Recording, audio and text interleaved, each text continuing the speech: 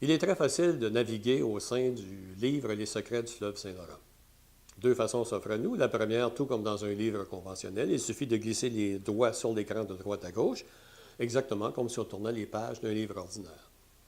La seconde, on clique sur l'écran, et cette fois-ci apparaît dans le coin supérieur gauche un icône. On clique sur cette icône, et apparaît un menu. Supposons que ce qui nous intéresse, c'est d'entendre les intervenants. Alors, on clique sur la section intervenants. Une page apparaît avec tous les intervenants. On sélectionne celui qui nous intéresse, on sélectionne l'entrevue et on écoute cette entrevue. Maintenant, cette entrevue peut être affichable également en plein écran. On revient au menu.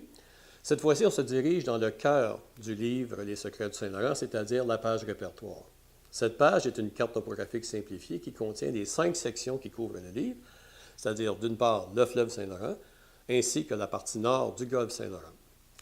Alors, où doit-on se diriger? Supposons que c'est en Gaspésie. Alors, on clique sur la section de la Gaspésie, apparaît la carte de la Gaspésie, et là, deux choix s'offrent à nous. La première, on peut sélectionner un endroit dans la liste à gauche, ou encore directement d'aller sur la carte et de le sélectionner. Alors, supposons que ce qui nous intéresse, c'est la baie de Gaspé. On clique sur la baie de Gaspé. La page de la baie de Gaspé apparaît, et là, il y a une foule d'informations disponibles. La première, tous les endroits qui sont jugés potentiellement dangereux et la façon de les éviter. La deuxième, une série de photos lorsque disponible. Et la troisième, deux hyperliens. Un premier, Wikipédia, qui nous permet d'obtenir toutes sortes d'informations sur la démographie, la géographie de l'endroit.